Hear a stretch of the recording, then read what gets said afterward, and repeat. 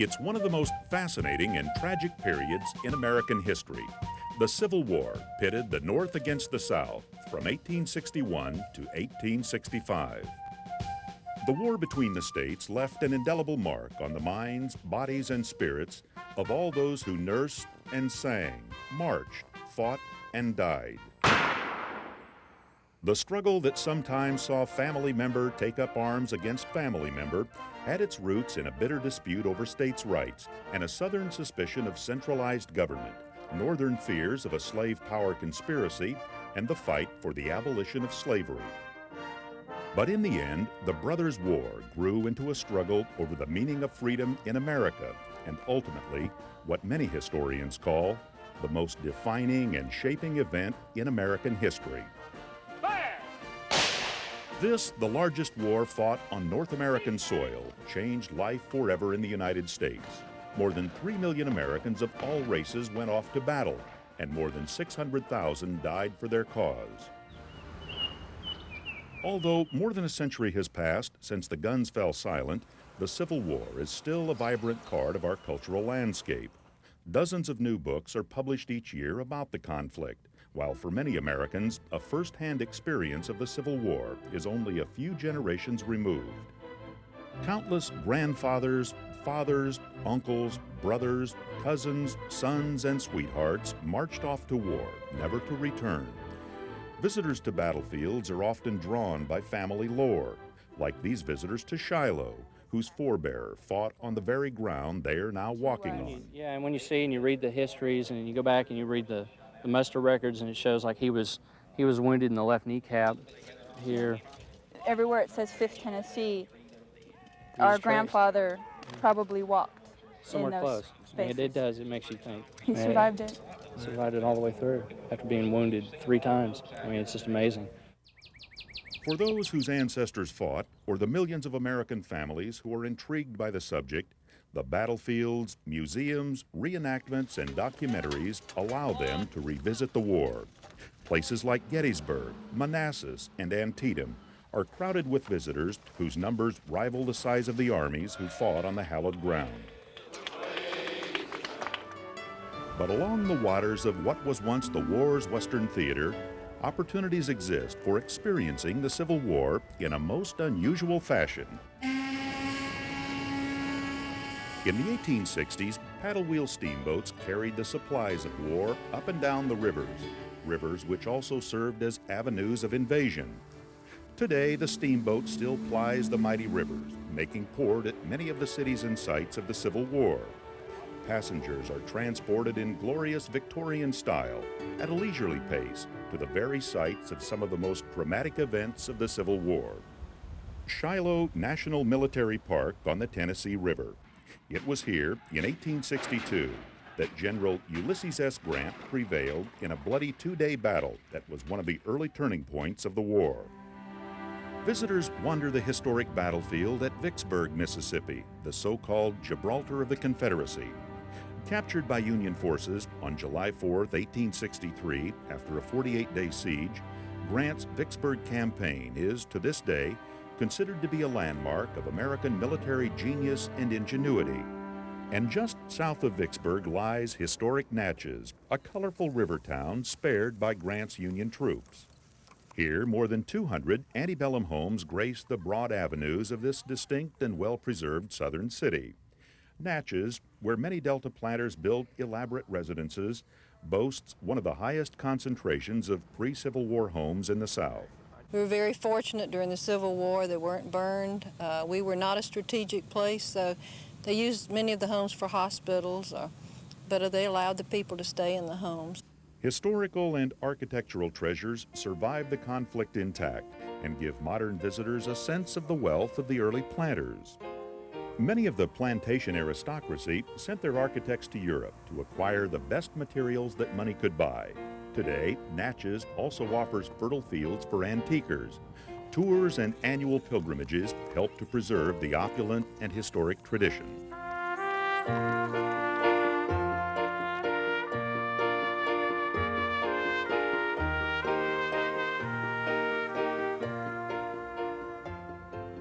All Along the way, steamboat passengers get a sense of the importance that the Mississippi, Tennessee, Ohio, and Cumberland rivers played in the outcome of the Civil War. But they also get a chance to view that history at a gentler pace, one well known by the river captains who pilot the mighty steamboats. Long before there was expressways, there was this river expressway that God gave us. There's always a part of history anywhere up and down the Mississippi rivers.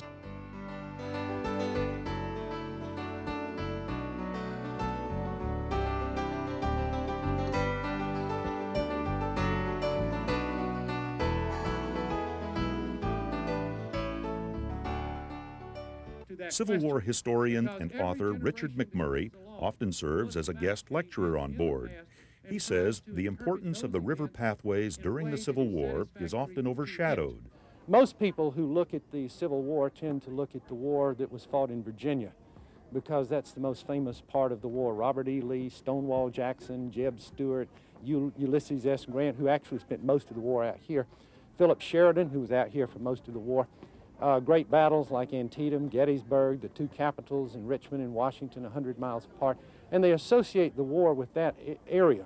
But if you step back and look at the big picture, the war that took place in Virginia did not change a thing. It was one battle after another that led nowhere, to a stalemate. And it was out here on these rivers that the North won and the South lost the war, and that happened because the federal government had a navy that permitted it to control these rivers and just split the Confederacy apart on the Mississippi in 1863. McMurray says it was these battles along the South's western frontier, Shiloh, Vicksburg, Fort Donelson, that started the real downfall of the Confederacy. In fact, it was the command of these rivers, the cradle of the nation, which was a decisive element in the ultimate victory of the North. There was a historian named John Fiske who was very prominent about 1900 and who wrote in one of his books, The Mississippi Valley in the Civil War, that if you look at what happened in Virginia, you get a totally misleading picture of the Civil War, because in Virginia, the Confederacy appeared to be winning or at least holding its own, and then suddenly it collapsed. Why did it collapse? It collapsed because the whole western part of the Confederacy was just cut out from under the Confederate government, and it was cut out because the North gained control of these rivers and was then able to march through Georgia and just slice away portion after portion after portion of the Confederacy. The real decisive part of the American Civil War was not at Gettysburg, it was not at Antietam, it was not at the Wilderness or Spotsylvania, it was out here on these rivers in 1862 and 1863 and then in Georgia in 1864. A different perspective on a war which the media of the time and many subsequent historians have often neglected. The focus in the day was on Virginia. In the 1860s, the press centers of Washington, Baltimore, Philadelphia, New York, and Boston were all more accessible to the Eastern Front. For the steamboat passengers, traveling the Civil War River Trail is an eye-opening experience. Here on these waterways, travelers deepen their knowledge of the conflict, while at the same time, they enjoy the comfort, ease, and leisurely pace of a river vacation. We take people into the heartland of America. We don't take them away from America as most cruising industry vessels do. We take them into the heartland, into their homeland. They have an inner urge to learn more about where they live, their country, their forefathers, finding out about their ancestors and the genealogy, and people are proud of their beginnings. It's nice to see where it all happened. Plus, this is a beautiful country we live in. We have everything in this country that many will travel other places in the world to see.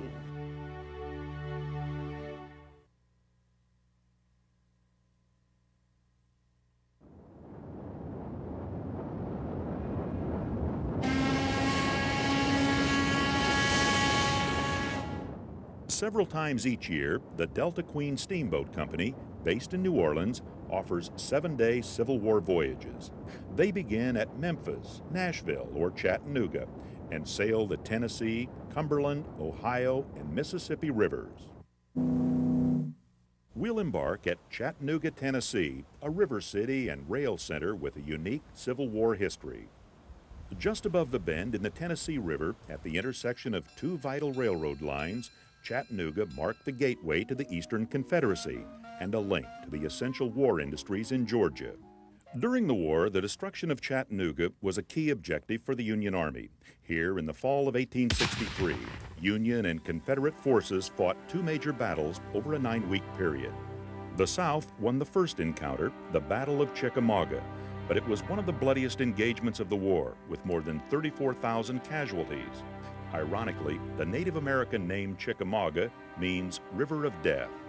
The Battle of Chickamauga was characterized by brutal hand-to-hand combat and a long, drawn-out, ragged retreat by Union soldiers.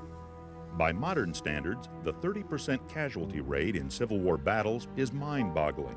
A 10% casualty rate today is considered a bloodbath. Many soldiers who survived battle died of disease, such as typhoid, typhus, malaria, pneumonia, or smallpox. It's been said that the American Civil War occurred during the medical Middle Ages. It was not uncommon for amputations to take place without painkiller or chloroform. Penicillin did not yet exist. Germs and blood poisoning were still unknowns. 2 months after Chickamauga, Union forces struck back, winning control of Chattanooga and opening the Deep South to invasion. The Battle of Chattanooga was savage, and the artillery so powerful, soldiers on both sides were said to have stopped mid-combat to pick raw cotton to stuff in their ears. Each army lost more than a third of its men. The Chickamauga and Chattanooga Military Park honors soldiers from both North and South. Now we move on, away from Chattanooga. A steam whistle sounds. The sun slips below the horizon. A giant red paddle wheel begins to turn, and the huge vessel, towering 7 decks above the water, moves away from the landing and out onto the river. Music serenades the voyage. The calliope accompanies the paddle wheel. Named after Calliope, the beautiful-voiced muse of epic Greek poetry, the instrument pays homage to the inspiring music of the Civil War and other patriotic American standards. Some tunes were patriotic, others poignant, most quite familiar.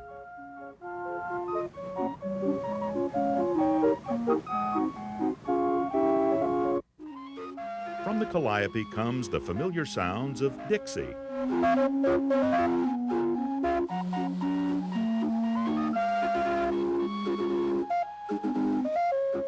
Followed by the Stars and Stripes Forever.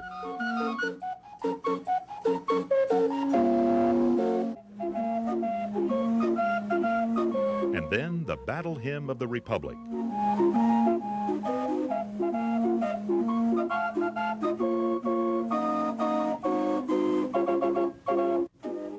And so, as the notes drift off into the sunset, the mood is set for the voyage ahead.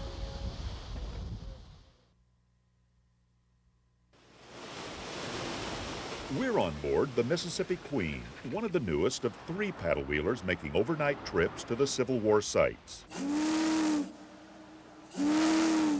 The first steam-powered vessel appeared on the Mississippi in 1811. By the mid-19th century, the rivers of America teemed with thousands of paddle wheelers. They took the raw materials to market, brought finished goods to consumers, and carried thousands of immigrants to the lands of the western frontier. It was a quick way of transportation, an easy way of transportation. When you consider that at one time where there weren't any roads, many supplies coming in by steamboat to get to another town that was only 14 miles away would have to go by ox cart. 14 miles, it might take 2 weeks. It takes 2 hours by steamboat. So, you know, we think of it a slow way today. It was a very fast mode of transportation. It was an era known as the Golden Age of steamboating, and the Mississippi Queen, along with her sister ships, Delta Queen and American Queen, gives modern travelers a taste of the Victorian elegance of those days. Passengers refer to these ships as floating mansions. If you look at the pictures, and it duplicates, tries in a way, the old packet boats that were so fancy. They spent no expenses back in those days to make it ornate and fancy, and that's the way people traveled then, you know. Captain Lawrence Keaton has been working these rivers for well over 60 years. From the furniture and decor to the music and food, the riverboat overflows with century-old grandeur and hospitality. The staterooms reflect the era of the 1860s, the sumptuous public spaces with quality touches that duplicate the magnificent antebellum river mansions. Chandeliers, ornate lamps, 19th century aviaries, lavish dining rooms, all help the passengers relive those days so long ago. The boat has all the up-to-date amenities, such as large staterooms, exercise rooms, and swimming pools. In the dining rooms, the food captures the unforgettable flavors of the South. Cajun and Creole specialties like gumbo, jambalaya, catfish, hush puppies, and crab meat Louisiana. Once you have feasted on Southern fare, you can feed your curiosity about Victorian engineering, a tour of the engine room to see what powers the huge paddlewheeler. Many of America's colorful figures of speech were inspired by the paddlewheel steamboats that dominated the nation's rivers. One common expression we still use today was drawn from a frequent engine room practice. Steam-powered paddles often have to be relieved when the steam boilers get too high. Relieving the boiler pressure was called letting off steam, and it came to describe the human emotion of getting rid of tension. You will see some solid machinery and a simple old oil can that keeps it all working smoothly. No computers or fancy gadgets here, just a few pressure gauges.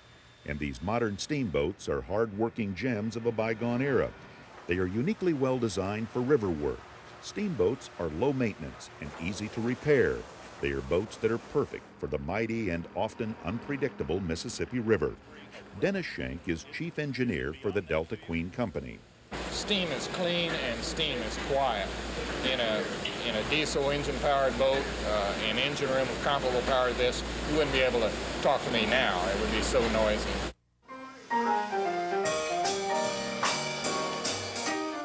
At night, entertainment on the steamboats includes music and dancing from the big band era. Dixieland jazz is also popular and somehow more enjoyable while on board a riverboat.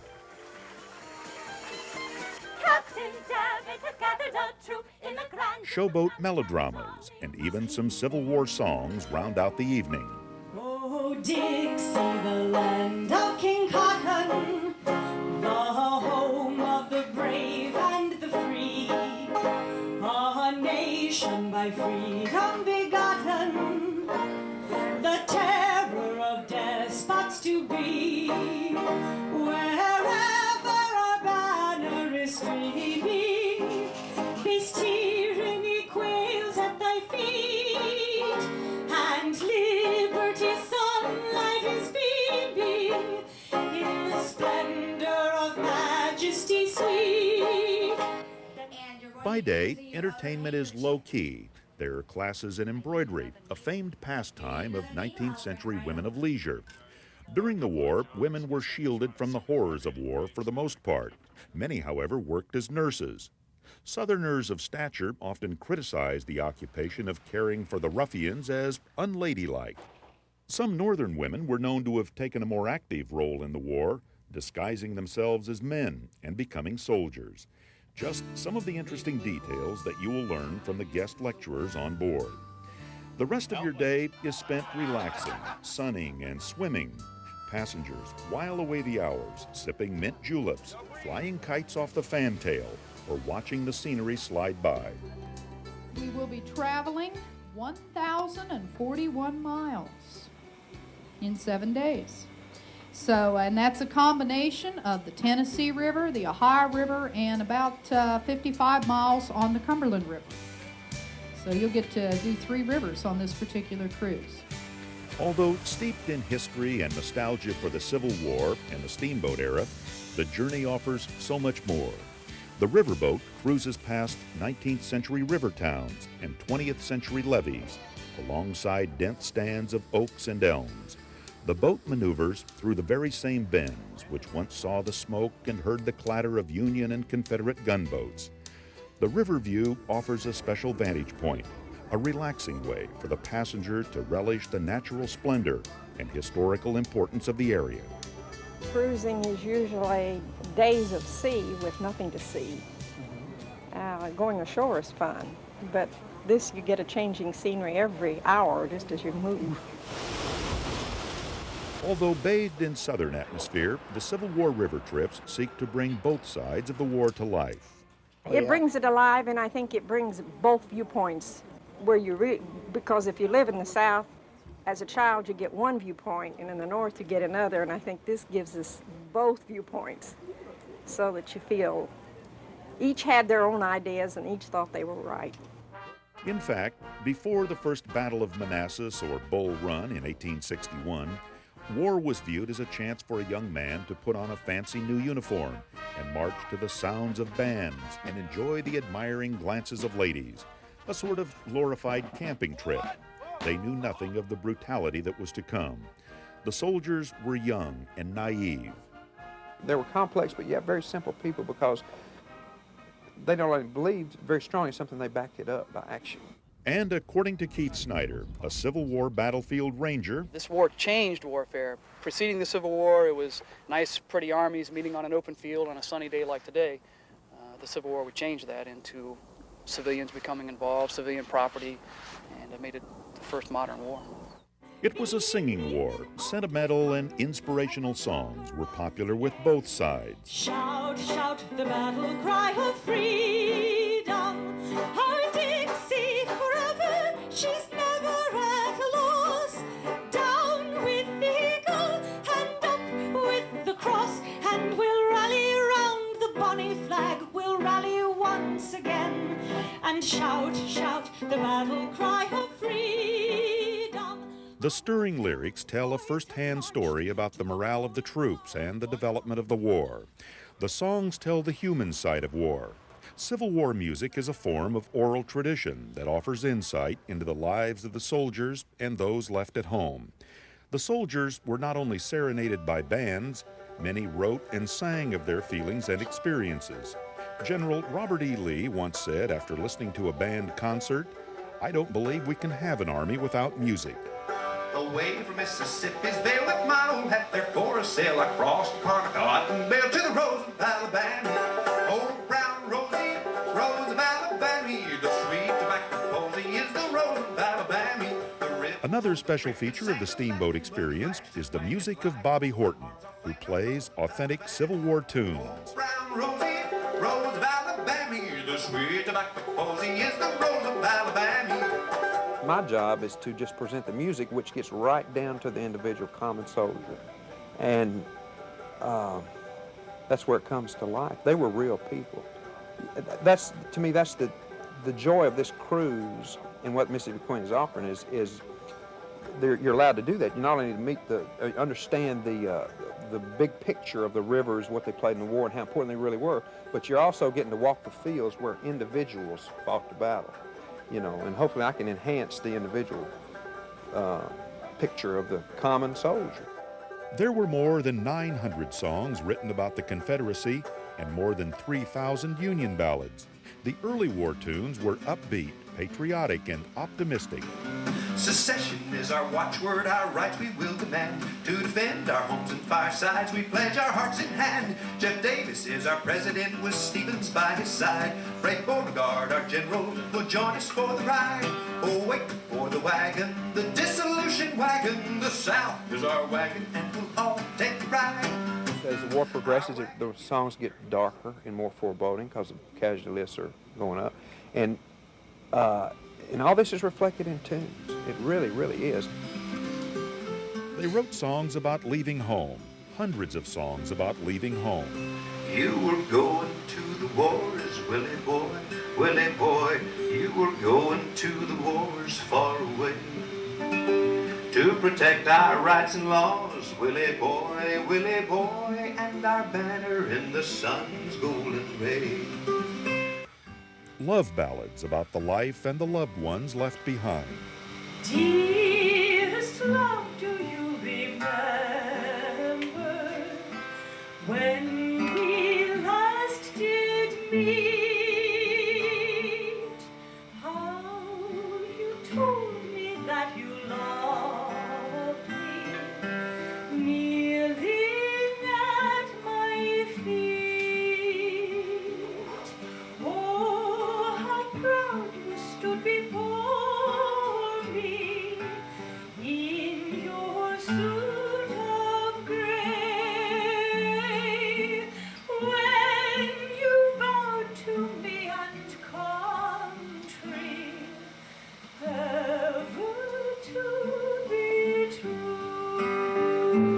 and even musical expressions of military trials and tribulations. Come, all you valiant soldiers, a story I will tell, about the bloody battle that was fought on Shiloh Hill. It was an awful struggle and will cause your blood to chill. It was the famous battle that was fought on Shiloh Hill. The music even affected wartime behavior. There was a sentimental song called Somebody's Darling, a song which spoke of the tragedy of war.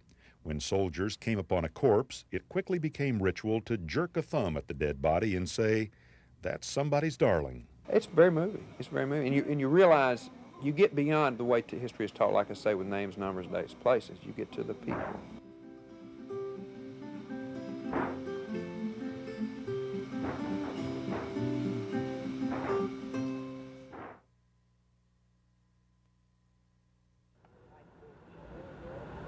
After a few days aboard the Riverboat, we stop at Shiloh National Military Park in Shiloh, Tennessee. All ashore for visitors, all ashore. While disembarking, one can only imagine the sight of Union soldiers running from the deadly Battle of Shiloh. Some were said to have been so desperate to escape that they didn't stop running until they reached the river. Some tried in vain to swim to safety on the far shore. Tennessee was second only to Virginia in the number of battles fought within its borders. You will visit the battlefield where the army of Ulysses S. Grant was nearly destroyed in 1862 during a surprise morning attack by Confederate General Sidney Johnston. Union soldiers were polishing muskets and shining their shoes, completely unprepared for the battle that was to come. Confederate troops were said to have been so hungry that during their rampage of the Union camp, many Southern soldiers scavenged the remains of their enemy's breakfast. Shiloh Park historian Stacy Allen says the battle was significant for many reasons, not the least of which was its sheer enormity. 100,000 troops faced each other, and after just 2 days of combat, more than 23,000 were either dead, wounded, or missing. Shiloh is named after a holy place in the Bible where the Ark of the Covenant was kept. Some historians believe Shiloh is derived from the Hebrew word shalom, meaning peace. If that is so, it is ironic considering what took place here. In referring to the battle, Northerners called the Confederate soldiers maddened demons, and survivors remembered it as the hornet's nest. In just 2 days, which eclipsed all American wars prior to that date in the number of casualties involved. Grant's army did survive, and Allen says many historians believe the South's failure to annihilate his army was the beginning of the end for the Confederacy. The issues of Shiloh were the possession of the Mississippi Valley and the defeat of major armies. In this instance, the Confederates had to defeat a major Federal army, almost virtually annihilated, to keep the Federals from possessing the Mississippi River Valley. They were unable to do that. The Federals ultimately, within a year, would possess the Mississippi River. The Confederacy was cut in two, not maybe wounded mortally, but crippled, heavily crippled in being able to progress and win victories and win some sort of type of conclusion that would have been positive for their cause. More than 350,000 visitors come here each year to the 4,000-acre battlefield. Allen says the park gives those visitors a chance to experience the past. The sense they get, I believe, is being able to step onto a piece of land that is very unchanged from the time when history transpired here in 1862. The field is extremely well preserved. That is a testimony to all those who have gone before and worked here and tried to make the field easy to understand. And I think it's being able to step back, look at the field as the soldiers who fought here must have seen it, and feel that relevancy with them. You may see white-tailed deer or even bluebirds that have made their nests in some of the cannons. There is a quiet and a peace here now, nothing like the constant thunderous noise of cannons and muskets, which caused permanent hearing loss in so many Civil War veterans. Today, a regenerated Tennessee wilderness marks the place where so many gave their lives for their cause. Later in the day, back on board the Mississippi Queen, passengers get a chance to experience a little Civil War firepower on their own. A musket firing demonstration is held next to the ship's swimming pool, and passengers can see for themselves just how difficult it was to pack these old muskets with gunpowder and coax them into firing. And as this young historian will attest, the period weapons are loud. From man-made thunder to nature's noise. There's another one right there. Elsewhere, River Lorian Karen Toots-Malloy is answering questions from passengers and giving them insight into the wildlife, the water, and the history that surrounds them. That very shallow area there provides excellent habitat for the different wildlife, not only the waterfowl and the birds, but also the river otters. A lot of river otters along the Tennessee River.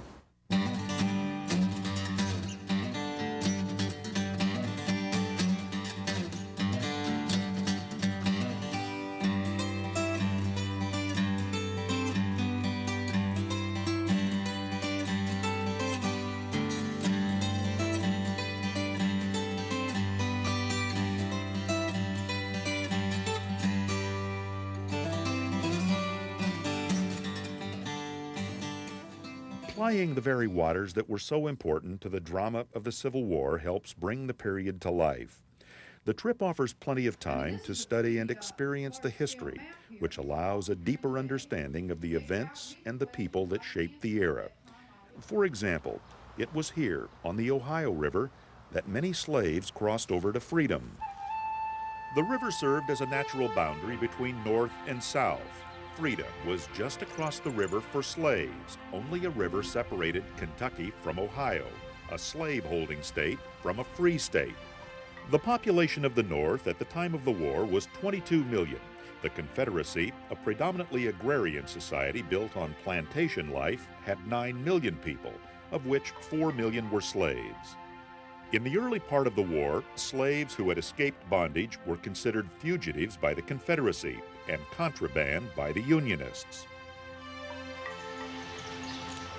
It's still possible to glimpse a window into the world of slavery, the Underground Railroad, and the African Americans' role in the Civil War. The Burkle Estate in Memphis, Tennessee, for example, was built in 1849 by a German immigrant. A visit to the reputed slave haven brings to life the struggles of the Underground Railroad and the crucial role the rivers played. These are the sacrifices that our ancestors made for us. And those that endured slavery, some of them couldn't endure it and they said, I'll run away. And this is what this house was for. It was a way station on the Underground Railroad.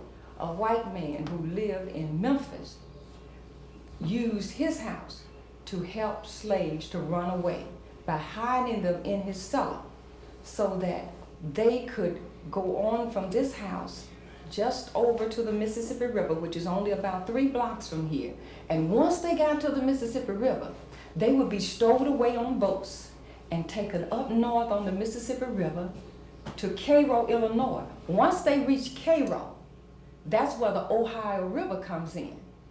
And they could cross over the Ohio River and they're into the free states. In 1862, the U.S. Congress authorized the enlistment of persons of African descent into military service. It was the recruitment of slaves to the military cause that quickened the demise of slavery in the southern slave states. The former slaves were not citizens, could not vote or hold office, but they were a force to be reckoned with. Military engagement provided the necessary entree into the political system that ultimately secured emancipation and the abolition of slavery.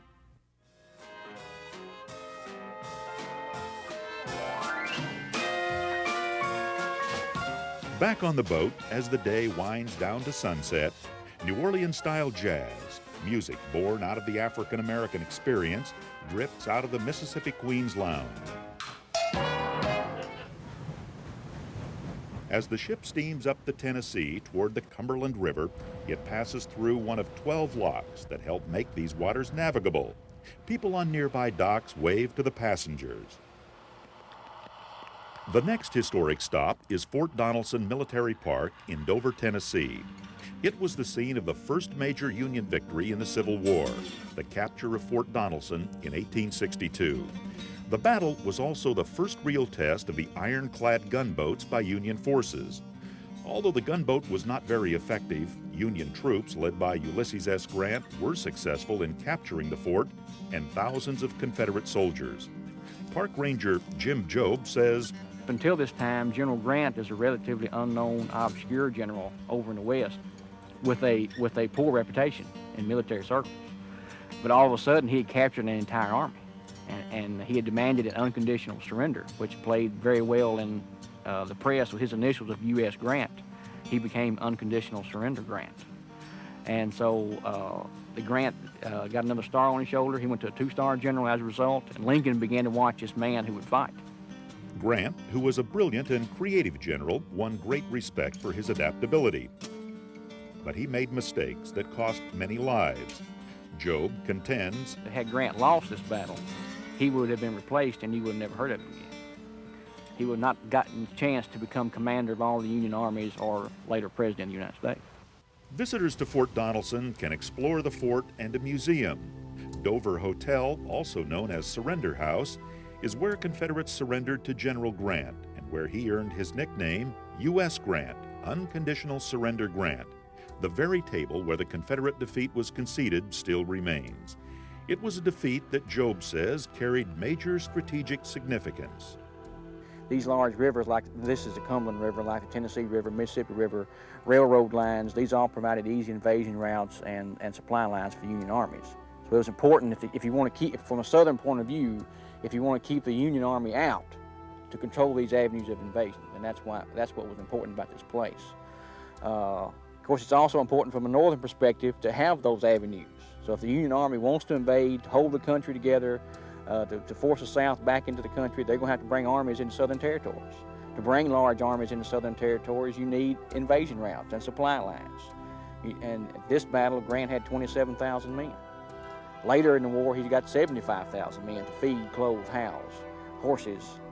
So he's got to have mass transportation to bring all those things in. And that's why rivers, railroad lines, any type of mass transportation was very important.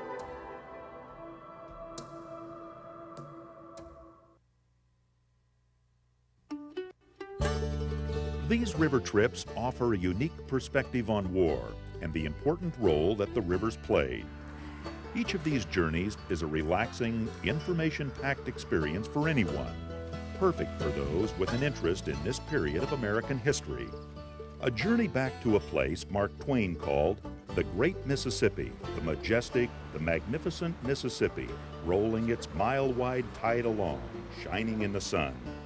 He added, 4 years at West Point and plenty of books and schooling will learn a man a great deal, I reckon, but it won't learn him a river. Along these rivers, history comes alive and into focus. The captain of the Mississippi Queen, Buddy Muirhead, sums it up best. It's like going back in time when you get out here. You're away from a lot of modern things, and you're back in history, and you learn a lot of things about your country, about your heritage and past, and that just adds to the mystique, the whole thing. When you come in here, we carry you to the heartland of America, as Betty Blake put it many years ago. We show you our nation. We show you the cradle of our nation, in essence, over in here. You go into these small towns, and the people welcome you with just open arms. They love the boats. They love to see the passengers. And our passengers pick this up. And I've had a lot of them tell me, I've seen the world, but I haven't seen my own country, and said, now that I'm seeing this, I really feel a part of it, and it's exciting to them.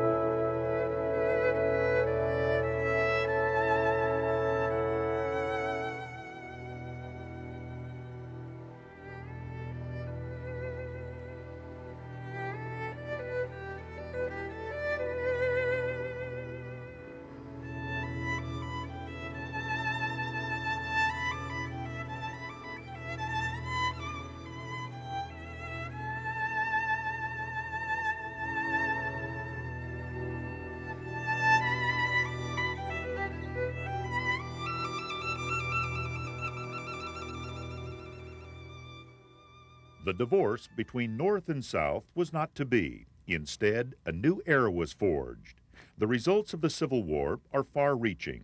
The most important results were the abolition of slavery and the preservation of the Union. 9 million slaves had their first taste of freedom.